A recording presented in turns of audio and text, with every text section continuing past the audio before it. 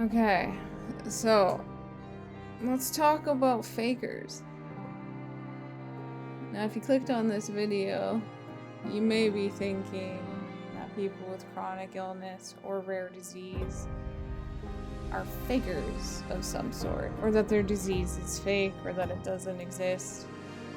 The only thing that people with chronic illness actually fake is trying to appear to be healthy for the comfort of others because of the amount of uncomfort it brings when someone is chronically ill and does not get better. That's where the whole faking thing comes in.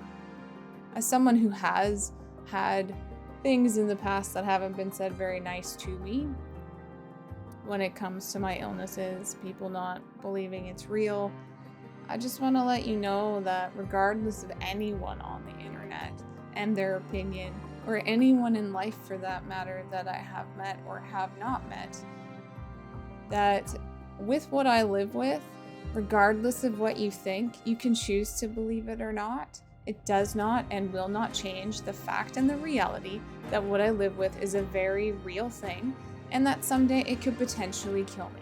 So having someone just not believe it for the sake of, I don't know, misunderstanding, misinformation, not doing their own research about it, go and look on the Mayo Clinic. Go and look on various different medical websites.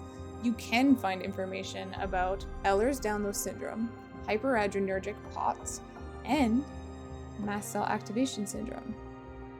They're all real. And regardless of what anyone says, it does not change my existence of battling for my life on the daily. And someday will be my last day with an allergic reaction because it'll kill me. That's a reality that I face. So when I start to have major problems and brain fog and bone pain and head pain and all of this other stuff, and I'm dealing with things that many people may never have to deal with unless they get the diseases that I have or are born with, like Ehlers-Danlos as an example. It doesn't change it. It doesn't change the reality of it. The thing that needs to change is that we need to stop faking being healthy all the time, because I think that is us gatekeeping our illness. And yes, it's hard, and people may leave, and I'm not encouraging you to do anything that you're not comfortable with by any means. But for myself, I got so tired of trying to keep up with other people by pretending to be okay. It actually did me way more harm than good. Like, way more harm than good.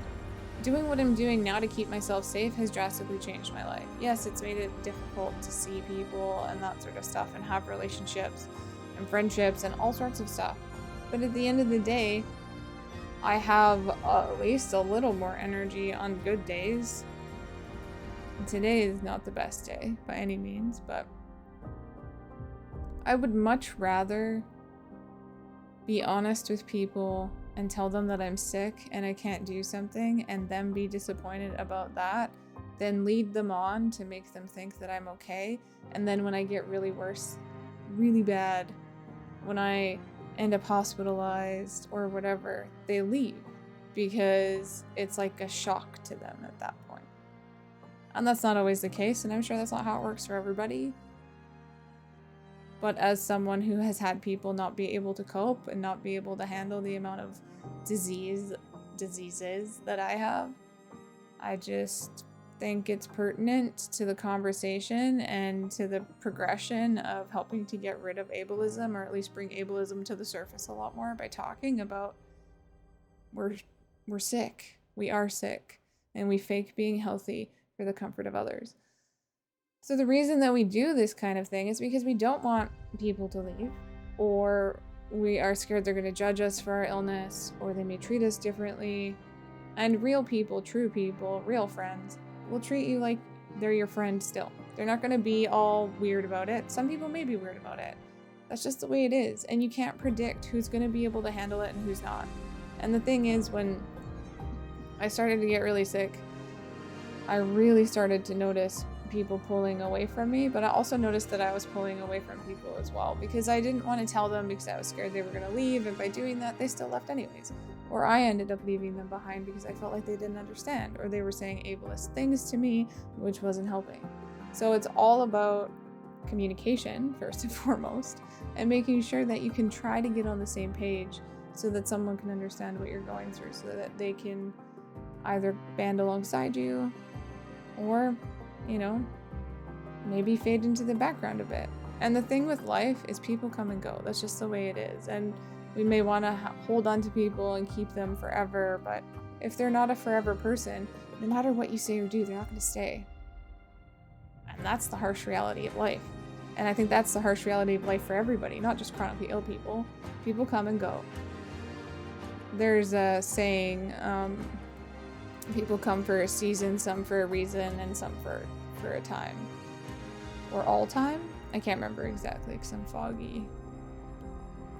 But it's basically like there's people that come into our lives to teach us. There's people that come into our lives when we need them and then they leave. And then there's people that come into our lives that will be with us forever.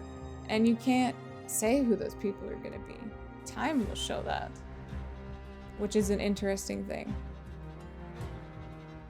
So I do my best to try to not fake it so much anymore. And by that, I mean I try not to fake being well, because I'm not. And I tell my Twitch community I'm not well, I'm nauseous, I'm this, I'm that, I'm overtired, whatever. Because if I start streaming and then I just duck out, they know why. Instead of me just streaming and then just ending abruptly and saying nothing, I think it's better, at least for me. You can take what I say as a grain of salt. I'm not telling anyone to do anything that they don't want to do. I'm just speaking my mind. I do stream of consciousness, podcast type things here on YouTube. That's pretty much it. There's nothing else really that I'm doing at the moment, because I can't. I don't have the energy. I don't have the time, and I feel very yucky a lot of the time right now, and that happens. Disease flares are a thing, and I think that's something else that people need to be educated on. When you live with a chronic illness, you may have a time where you feel somewhat okay-ish. It doesn't mean you're better. It means you're okay-ish, or in some sort of what I would call a remission of your illness, so to speak, where you're back to your baseline with your illness. So maybe you're maybe not 100%, but maybe you're 67% is your baseline. And then when you're in a flare, you're at 25%. So your capacity for everything is much lower. For stress, for interactions with people, all that kind of stuff is much lower. So that's kind of what I mean. It doesn't mean someone's cured from whatever disease they have. It just means that the disease isn't affecting them to the severity that it would if they were in a flare. I hope that makes sense. I'm getting more foggy, so I should probably go, but I just wanted to talk about the whole faking thing, because I've seen people comment on some people who have Ehlers-Danlos as an example on their stuff and tell them that they're faking an illness, and they're using a made-up illness or some crap. And why would anyone make up an illness that causes you to dislocate your joints? That just sounds stupid to me. It is a medically proven diagnosis, and if you go on the internet, you will see that. And there's 13 subtypes.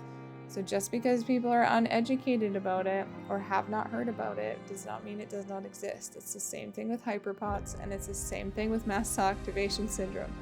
Just because people have not heard of it doesn't mean they don't exist. They're real diseases that cause real problems, and people need to stop bullying people on the internet because they think that they're making something up. So, thanks for listening to my stream of consciousness. Again, I'm gonna have to go lay down and shut all the lights off. I hope you take care. Thank you to the recent subscribers and follows on other social media. I really appreciate you guys. Appreciate you being here and checking out my content. Thank you for the support, and I hope to have more stuff for you when I can. I will post when I can. Lately, I've felt very winded and having a hard time. So I appreciate the understanding. I hope everyone has a good day. Take care. Bye-bye.